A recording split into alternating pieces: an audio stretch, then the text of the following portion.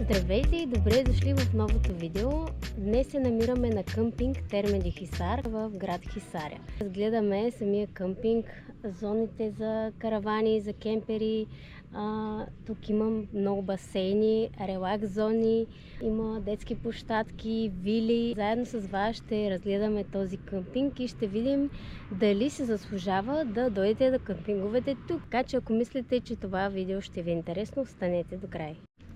Ще започнем с нещо по-различно в това видео, а именно ще ви кажа първо какви са цените за къмпингуване тук. Знам, че повечето хора обичат още в самото начало на видеото да чуят каква е цената и вече оттам нататък да гледат самото видео, ако имате интерес, разбира се. Така че сега ще ви кажа какви са цените и не само за къмпинг, защото самия къмпинг има, самия комплекс има вилна зона, има и апарт-хотел зона, която се намира в Хисаря, която е тук наблизо. А самата вилна зона се намира тук, около басейните. Така, отварям сега сайта, за да прочетем горе-долу какво пише. Има сайт termedixisar.bg. В Термеди Хисар ви очакват 5 басейна, които комбинират релакс, спорт и забавление. Насладете се на голям релакс басейн, полуолимпийски спортен басейн, закрит минерален басейн в релакс зоната и за най-малките ни гости 2 детски басейна с весели игри и анимация. В момента толкова много ме пече, че дори с очилата не мога да видя. Както казах, има къмпинг зона, места за каравани и кемпери. Идвали сме тук с наша каравана, преди още да си вземем кемпера, но за палатки може би трябва да проверите, ако искате да къмпингувате с палатка. Така, цени за къмпинг. Понеделник до четвъртък, един или двама възрастни, 52 евро. И ако има трети възрастен или дете с ръст над 120, 13 евро е плюс 13 евро, нали, към тази цена. Съответно, деца, които са под 120 см е безплатно за тях. От петък до неделя, един или двама възрастни, 66 евро за нощувка. Съответно, пак децата са безплатни, нали, по-малките.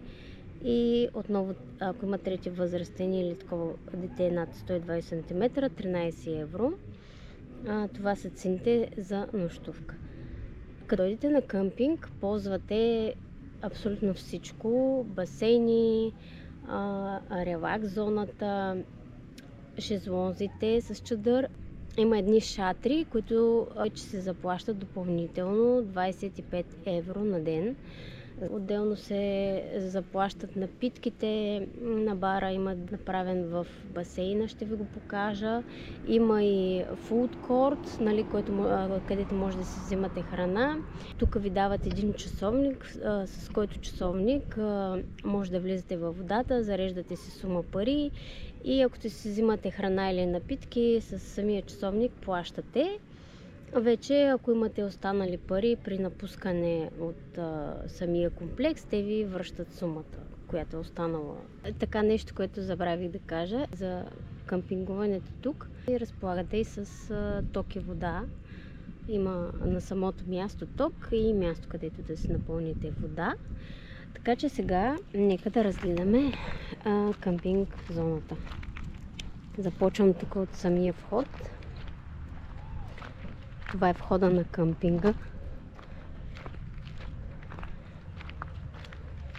Тук има една улица, а там нататък е съвсем наблизо, може би на 1-2 км, е град Хисаря, което е също много Удобно, защото може да си направите и разходка там.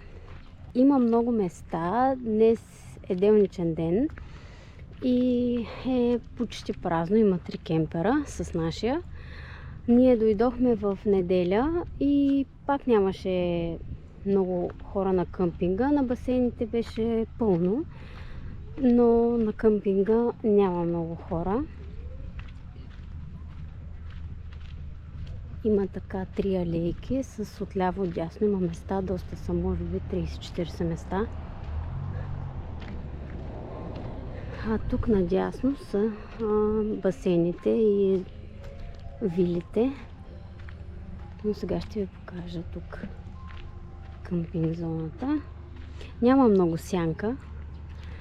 Доста често сме чели с групите, че това отблъсква хората да не дойдат тук, че няма дървета, няма много сянка. Ето тук е нашия кемпер. Ние имаме климатик, което ни спасява. И общо взето тук в по-късния следобед сянката се измества доста насам и напича, но в момента не е толкова горещо. В смисъл пак е топло, но не е 38-40 градуса. Ето тук отпред има. Тук е за водата. Ето тук си пълним вода. Тока е тук, мисля. Да, тук сме включени към тока.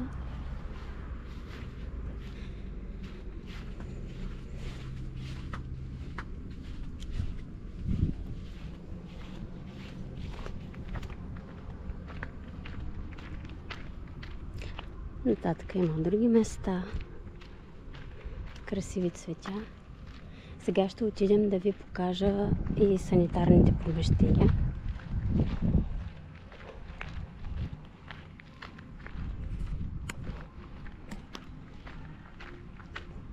Тук надясно.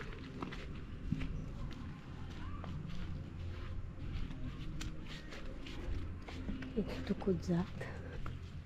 Така, тук има тоалетна за инвалиди, за баня за жени, там са за мъже. Тук има перални помещения. Перални и сушилни. Ще влезем в женската. Само да светна. Така, тук са тоалетните, 2 тоалетни. Банята.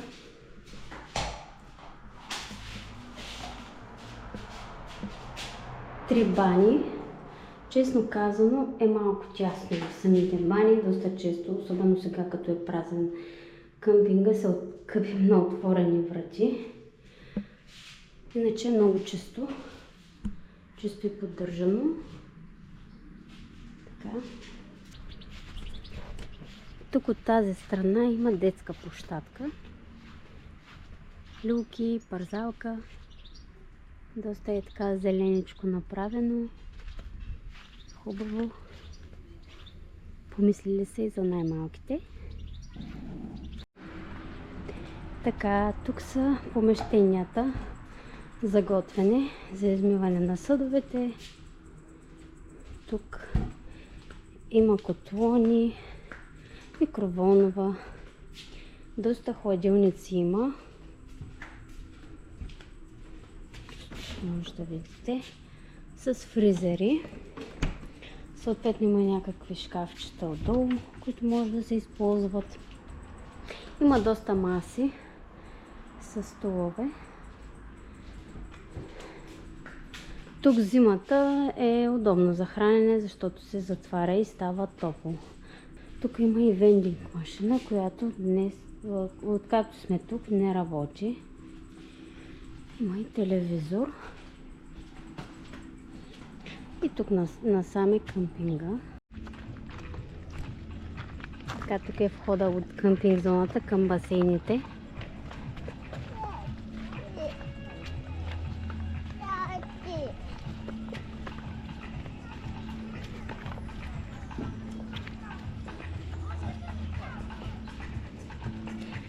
Тук наляво са вилите.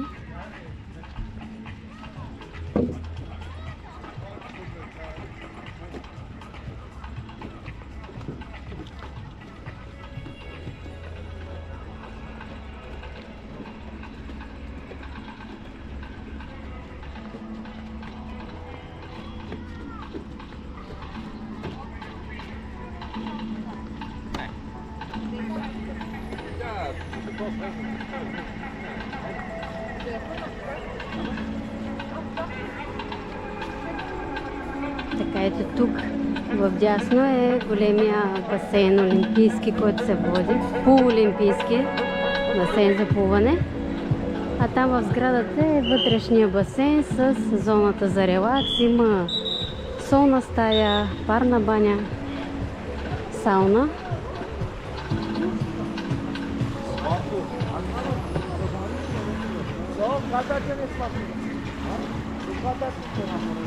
Тук има басейн с джакузи вътре, бич бара и фуд корта.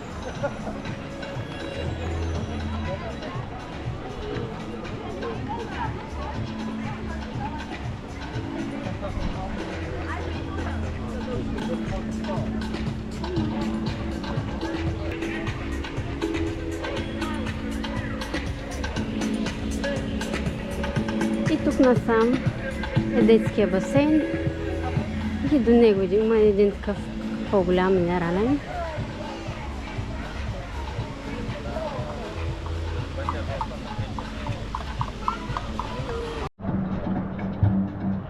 И тук има бар във водата.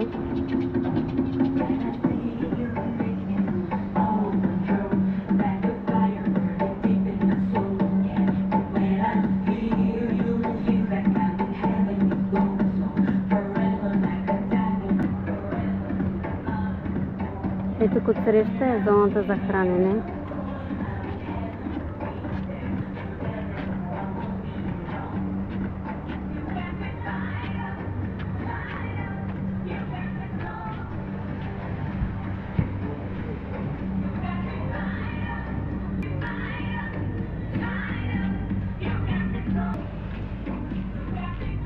Тук има детска площадка. Ето тук са вилите, имат си собствени два басейна, мисля, че са.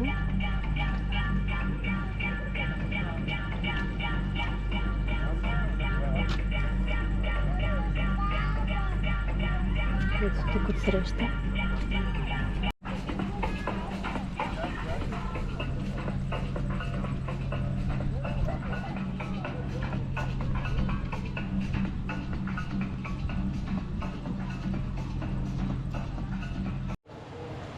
Ето това е вътрешния басейн.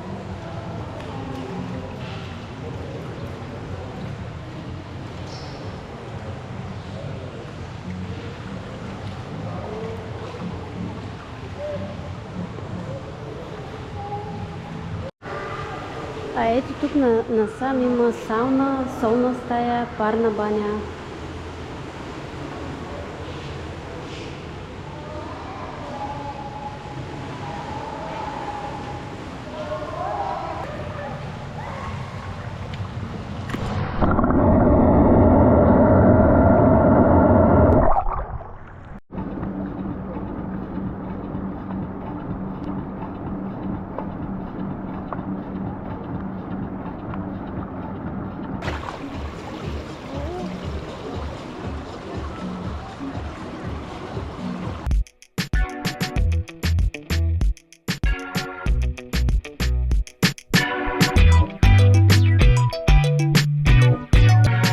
Оставам ви малко кадри, за да видите целият комплекс. Аз ви благодаря за гледането и ще ви чакам в следващото видео.